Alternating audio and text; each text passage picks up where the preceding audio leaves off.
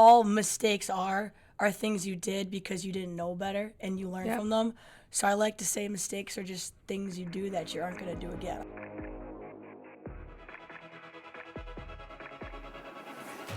This is more than just a show. This is a space for those who refuse to settle and step into their full potential. Here, we have conversation about confidence, perseverance, and lessons that shape us, both on and off the field. Hi, I'm McSweeney, a senior and now former Assumption University field hockey player. Over the past few years, I have experienced both the incredible highs and lows that come with competing at a high level.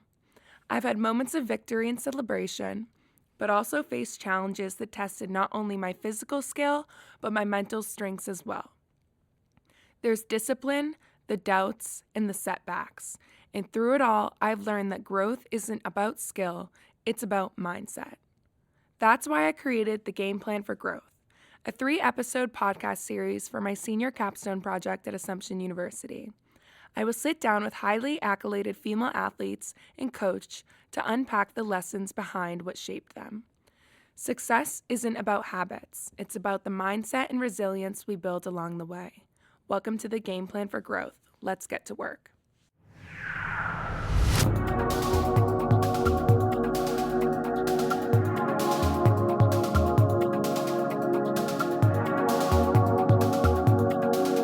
Today, we have nationally recognized field hockey goalie Paige Gillette of Assumption University. These past 2 seasons, Paige has played every game, leading a team to a recent undefeated regular season, 1 NCAA Final Four appearance, and a conference championship title. Paige has a .806 save percentage. In non-field hockey terms, she basically saves almost every shot taken on her. Granted another year of eligibility, Paige is looking to continue her success and get better every day, taking a 5th year for the field hockey team. Off the field, Paige is also very well known around, always making friends, making people's day, and getting conversations started. Paige today will share her insights on staying consistent, thriving in group settings, and the power of taking action. We will also dive into some of Paige's mindset techniques that help her set her day off right.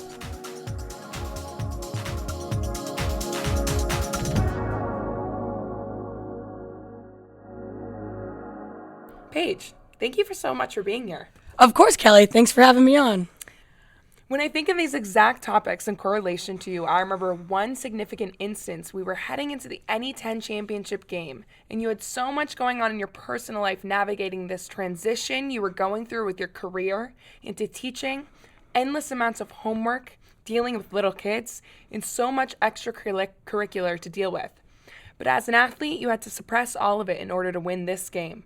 And for everyone listening, this specific game, Paige did not let in a single goal, meaning no one got to her head and no one got the ball in the net. Assumption Greyhounds are your Northeast 10 Conference champions again for the first time since 2021.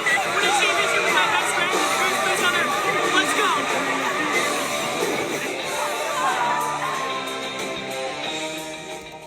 So what I'm really getting at is we all have these moments when life throws so much at us. For instance, Paige, she's got the whole nation of D2 field hockey watching her, while juggling everything else on top of that.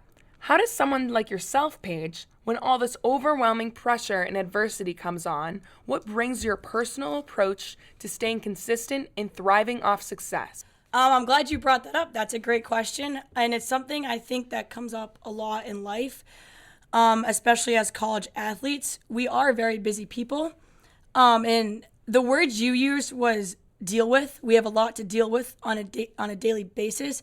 But in order to be consistently successful, you can't create a life where everything you have to do that day is something you just have to deal with. The life that you need to create for yourself is one where you say, wow, I might have 5 things to do today. No, change that mindset. Think, wow, I get to do 5 things today. Wow. How awesome is that? And you mentioned that week of our NE10 championship game. Yes, we got to that championship game. Yes, we won 3-0. I didn't let a ball in the net. But that was not the only thing that I was successful at that week. You can't call yourself consistently successful and consistently motivated if that only applies to one thing you're doing. Also that week, I taught a lesson in the field. I had an exam that week, and it's not that I was, but I have my field hockey game. I have to be successful at that. If I didn't take care of those other things, like you said, deal with, if I didn't say, wow, I have an exam, and it's something I'm really passionate about learning, and as passionate as I am about making a save, I have to be that passionate about everything else I fill my day with. So consistent success comes from building a life you actually want to live.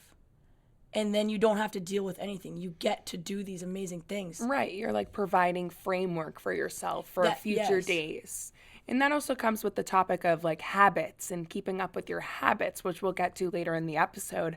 But since we're in a college environment and we're surrounded by different people all the time, especially on a team of 20-something girls, I want to give this platform for you to answer this question to help people like us in this situation that maybe are struggling to stay consistent or motivated. So if you had one piece of advice for those type of people, what would it be? To try and remember that life, it's a shot in the dark, really. You don't know what you're doing. No one knows what they're doing. So just wake up and give your best every day. And if you don't have your best, if 50% is your best one day, give 50%. In a group setting, I was just born with this natural like leadership piece of me, and it doesn't matter if I'm on a team or if I'm sitting with a group of 20 people in trucks, I have no problem being the loudest one.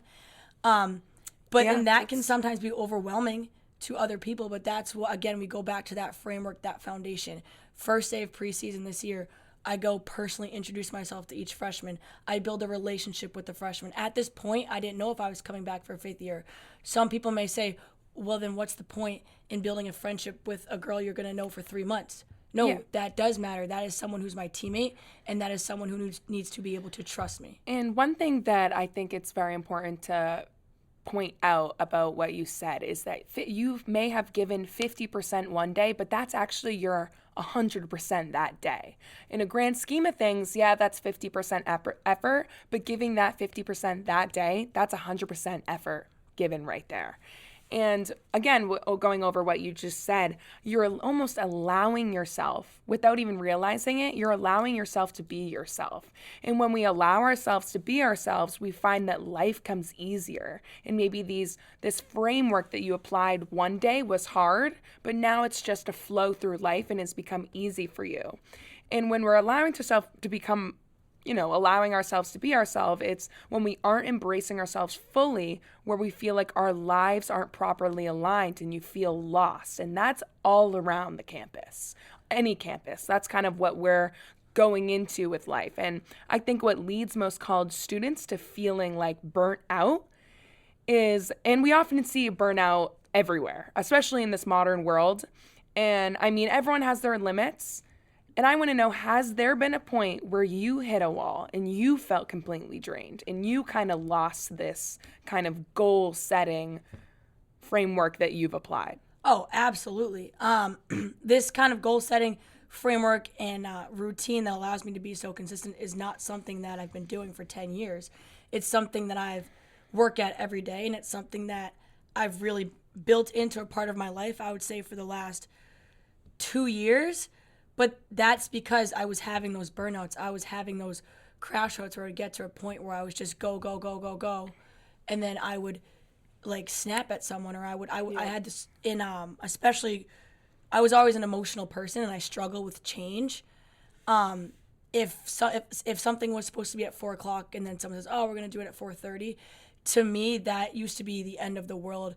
I could cry over a 30-minute schedule change.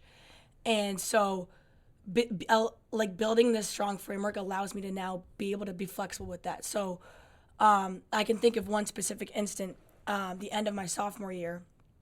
I had snapped at like 3 people in a row, and I was like, this is not who I am. Yeah. And obviously those are people who love me and those are my friends, and they were like, what's going on? Like, they checked in. And in high school, I would do it all the time to my family. So my dad came to scrimmage, and I was like, Dad, we need to go out to eat. Like, I need to figure this out. And I was like, this is not who I am. I don't want to allow this to come back. And my dad and I just kind of talked, and then I was like, okay, like, I need to kind of just realize that, like, again, like, life is a shot in the dark. Like, build a life that you can't wait to live. Don't do things that aren't things you love. Be yourself. Allow, like, someone told me this once. If you you go to college, you get on a new team, you want to fit in. Sure, the first 2 weeks you're not going to be yourself. No one is. You're going to try and fit in. You want to look cool. You want to work hard. Oh, I'll do all this. I'll do this. Oh yeah, I thought that was funny. Even if you didn't, you're going to pretend. Yeah. You can't do that for 4 years. Yeah. You will burn out. You will transfer. You have to. You have to be yourself. Yeah. And you'll find the people who are going to make you the happiest. Yeah, and I'm not sure if that was the answer you were looking for, but no, totally. And I think you said a lot of good information that people can definitely take what applies to them. And I also think it's really cool to have someone like you on a show like this, is that there's some self-awareness that you need to have when you're in this evolution or growth cycle, and you have to stop and be like, wait, that wasn't me. I need to completely take myself out, reflect, do some reflection. And reflection is hard because you recognize that you have some faults within yourself and you need to fix those. So I respect you even more. That was a phenomenal answer. And go ahead. It's going off what you said. Everyone has some flaws, mistakes. A way I love to just kind of have a cheat code around that is to say there's all mistakes are things you did because you didn't know better and you learned from them. So I like to say mistakes are just things you do that you aren't going to do again. I don't like to use that word mistake. Just something you did, you learn, you won't do it. It's just a little cheat code around it.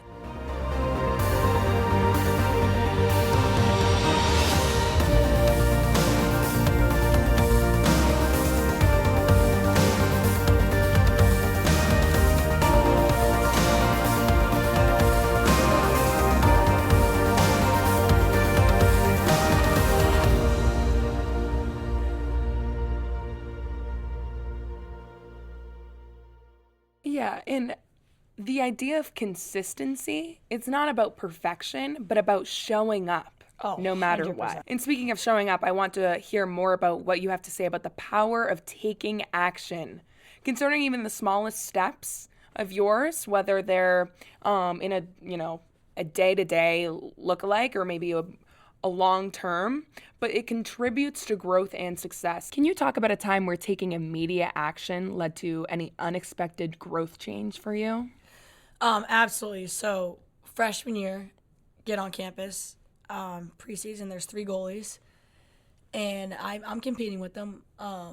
Let's add some framework for goalies. Goalies is a particularly hard position because there's only one goalie that gets to play. Yes. So, and coming in freshman year, I'm not expecting, that's my spot. Like, you got to earn that. You got to prove that. Totally.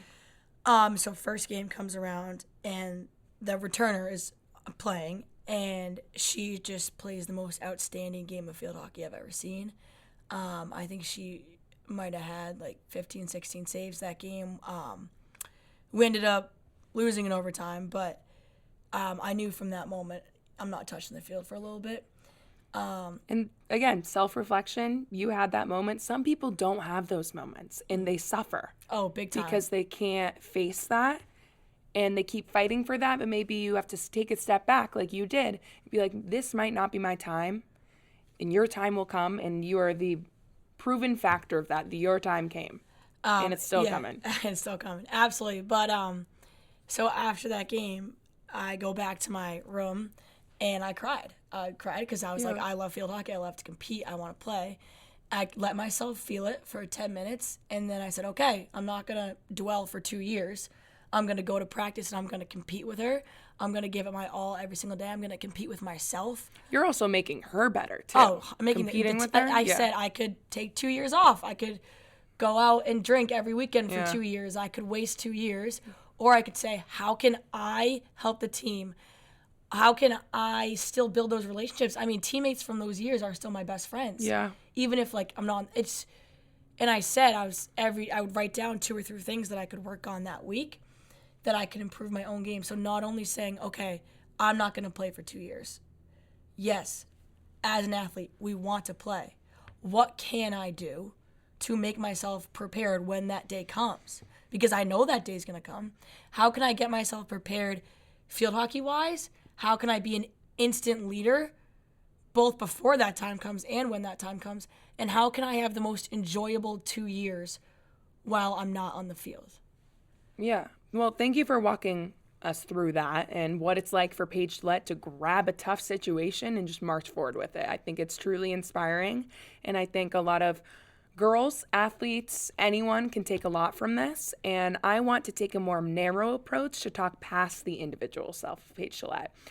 We are really surrounded by an environment filled with social anxiety and this cloud of fear over so many people we know, we're friends with, that are so fearful of these group settings that maybe you and I are not very fearful of. But what I'm really curious about is what goes on when Paige Gillette, whose first love is a group setting, and how you function in group dynamics, what really goes through your head when you're approached with a situation like that, maybe a group dynamic, and there are some shy people and... Well, as you said, my first love is a group setting. It hasn't always been that way. In high school, I was definitely more shy, had a lot of anxiety. Something about specifically Assumption, this campus, I've just been able to flourish. But I think it just comes down, and goes into teaching too. I have a natural way of just grabbing attention, and I don't want to call myself someone who loves attention, but again, that's self-awareness. Yeah, no. I do. I love it, and you want more of it? It goes into teaching too. Like my classroom management is definitely my biggest strength so far as a teacher, and I always joke that just comes down to when you love attention, it's easy to get it. Yeah. But I'll talk about this first in a classroom setting. Sure. A group setting, I'm currently student teaching in first grade, and you're going to always have a student who lacks confidence. And my favorite thing to do in teaching this semester and the past 4 years has been finding that student who lacks that confidence and just building it within them day by day. And that's similar to a shy friend in a group setting. You know, something as little as having them, I call the student up. I practice a problem with them. I practice them explaining the problem. I have them practice it to me, practice it on their own. And then when it's time, I say, okay, I'm going to call on you. And then I call on them, and they come up, and they give it. And then I say, everyone say thank you, student's name. And then the whole class praises the student. And then it's that your peers have your back. So I think it comes down to, in a group setting, as a leader of kind of a group setting, ensuring that everybody knows we got you. Yeah. We got your back. And there's some power in being a person like you, is that us that aren't shy, we do have to realize that we have that power to create a better environment for everyone else out there. I mean, I've been in environments where it's not welcoming. It's very demeaning, and I know you have too. And I think it's our power, the people that don't get shy and are okay with everything like that, is that we get to make other people feel like they can be involved too and find their approach. Yeah, it's our responsibility to do that as people who have that special talent, to not shy away, to speak up. It's absolutely our responsibility to, one of my favorite quotes is, make everyone feel like a somebody, because everyone is a somebody. You want to encourage people to share their thoughts and ideas, because everyone has their own thoughts and ideas that you've never heard before. Like, I would love to hear about what this person over there that doesn't usually talk, I want to know what you're thinking. And I think there's some kind of power in what we have, is to have them come alive in these settings, get them comfortable with you. And I think that's really cool, and I think that's really a good quality about you too. And I want to go back to, as a goalie, the backbone of the team and the captain of this past season, and there's this high pressure. And some people with high pressure is that their confidence goes down and they become shy. They develop social anxiety. And so when the pressure is so high and you're a captain, you're the goalie, backbone of the team, maybe things aren't running so smoothly. What is your approach to help the team and help them main focus and keep these girls alive and confident? I would be lying if I said when I get scored on, I don't need a teammate to come pat me on the back. Yeah. Everyone needs that. Everyone needs that. And what it comes down to is really Mia Sala. She was a forward on our team the last 4 years. My roommate. Great kid. My roommate, my best friend. She asked me this yesterday, actually. She said, do you think if I was a defender, we would get in fights. Do you think, Wow. she said, do you think you would get mad at me if I messed up a play? And I said, Mia, absolutely not. Yeah. What have I ever been mad at Rocky, at Jill, at Callie? No. Yeah. We are a team. If I was gonna get mad at you for making a mistake on the field, I shouldn't be on the field. Yeah. If you are trusted enough to be in that position, and our coach wouldn't put you on the field if you weren't, what kind of a teammate, let alone captain, am I if I'm gonna not talk to you after the game because you messed up? And as a goalie, every time I get scored on, that's an athlete thing, is that you gotta forgive and forget. You have to. Real fast, because there is no time for hatred, things out of spite. None. Forgive and forget. And I'll also say, in terms of like, maybe a game's not going so great, maybe we're down at the half. As a goalie, I don't necessarily understand much outside the circle. You know this. From the 30 yards to the other 30. I don't get that. So when it's time for halftime, I'll be the first to say, hey, let's go Hounds. And if I see something, I'll say it. But then I'm saying, hey, everyone listen to Callie. Hey, everyone listen to Mia. Yeah. I get the group, like I pump the group up and then I pass it off. I really like how you said that, because I wanted to touch upon, again, this halftime of game approach. And I mean, you're usually the one who speaks first at halftime, but I've noticed that you speak first and then you let it go, but you also direct everyone else and you keep the team focused on this initial task. Because, you know, things can get pretty crazy, like, well, this person needs to be running faster, you need to be cutting towards the ball or something like that. But I think what you do, and this is what a leader does, is that they say the first thing, let everyone else, but also guide people in the right direction to stay on task forehand. And I think this is also important because I've always admired how you make everyone feel valued. You want to hear from people. You want to hear about the girls on the sidelines, what they have to say. And as a captain, what do you think is the key to maintaining a positive group dynamic? Because it can easily go negative, especially when the pressure's high. Starts from the ground up. It starts from negative day one. It starts over the summer. Yeah. You know, we have those summer chats. You work out, you send a picture. Accountability group chats. When the freshman sends the picture, she should be getting the most responses. She should be getting the most, wow, way to go, love it, love the image. Let's go. It shouldn't be me sending a picture and everyone responding. It should be the freshman sends a picture, respond. We had a recruit the other day at practice. I'm not going to be here in 2 years when she comes, but I go up, I give her a fist bump, I say, what's up? I'm Paige, nice to meet you. Cheering for her, It starts from day one. It starts from, well, like I said earlier, oh, why do I need to bother making those relationships? I'm only going to, be here for another threat. No, you need to make everyone You're in charge of the environment. You need to make everyone say, I belong here. I want to. No one is going to want to go to practice if they don't feel like they're wanted at practice. And we love practice. And I think we have the most fun field hockey practices. Assumption out field of hockey any college loves sport. Practice. We smile at, we have fun. We love practice. It's so great. So it's like, when those things get hectic, people need to know, hey, we're here for a reason. We're here to have fun. But let's just take a second. We trust each other. What can we do to change what's going wrong? Because we all know maybe someone yells at halftime, and that's okay. Because we know they're yelling because we're all going towards the same thing. So we all passionate. want the same thing. We are the most passionate group of girls I've ever been around in my life. Yeah, I agree. And so I think just building that trust from day one is what it comes down to. Now, before we wrap up, because we're running out of time, I have one last exciting topic that I want to make sure we touch upon, as it may be one of your most inspiring traits and also has a big impact on how one approaches their day: mindfulness. So many people we know every day just roll out of bed, rush out the door without any set intentions for their day, which ultimately leads to them feeling that anxiety, lack of direction, maybe burnout. So I was hoping you could share some techniques with all of us of how Paige Gillette starts her day with that intention and clarity. That's a great question, Callie. And you say, how do you start your morning? No, it starts the night before. Okay. It starts with, like I said earlier, or what I do because I go to school every day, I have to make my lunch the night before, What am I going to wear? Take care of the basics before you go to Set bed. yourself up. Yeah. Set yourself up. When you wake up, don't sit and scroll on that phone for 40 minutes. You only get 24 hours in a day, and you got to be spending 8 or 9 of them sleeping. Don't waste them scrolling on that phone. Yeah.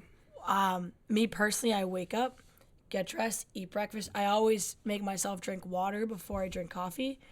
And then something I do, this is maybe just me being a little insane, but I have a playlist of 8 songs that I listen to every single morning. Wow. On my drive. The same 8 songs. They're very happy, upbeat. They just make Set you the tone for your day. These songs are songs that just, you're just living. Have fun, be happy. And like, it's silly, but it reminds you to be grateful, and it reminds you to just enjoy your life and enjoy the day. And even though these practices are simple, they provide such power to an individual. And it's so common across our age where people underestimate the power they have that will shape their whole life, whether that is staying consistent through these tough times, taking action, or thriving in group settings, and creating that setting where everyone feels included and feels valued. So, Paige, I want to thank you so much for sharing your wisdom today. Oh, you're welcome. Great time.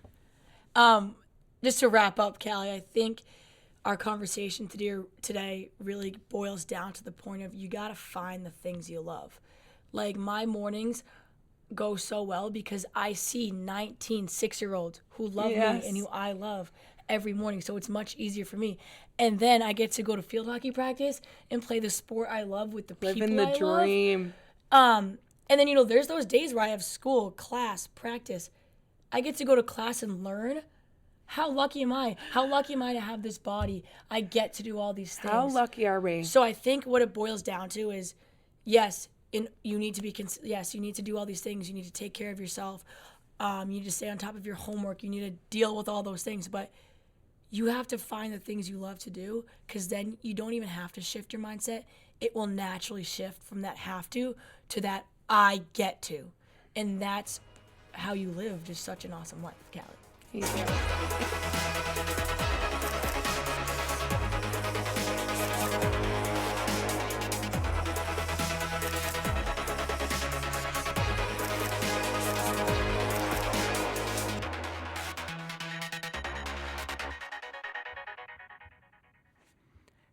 To everyone listening, if you found today's episode helpful, we encourage you to share it with someone who might need it. Whether it's a friend, teammate, or family member, you never know who might need that extra boost of motivation. Sharing knowledge and empowering others spreads growth and positivity. Don't forget to tune into the next episode where we take a step further into personal development. We will have one of my closest friends and teammates, Jillian McSweeney, joining us to share her impactful perspective on what it means to have an unapologetic attitude. She will talk through why embracing this mindset is necessary in succeeding in today's world. Jill will help us understand how empowering it is to let go of the constant need for external validation, and why learning to trust and value yourself is the key to unlocking your growth. We are so excited to hear her wisdom, as Paige's was so inspirational. We know you would not want to miss it. Thanks for tuning in today, and we'll see you next time on the Game Plan for Growth.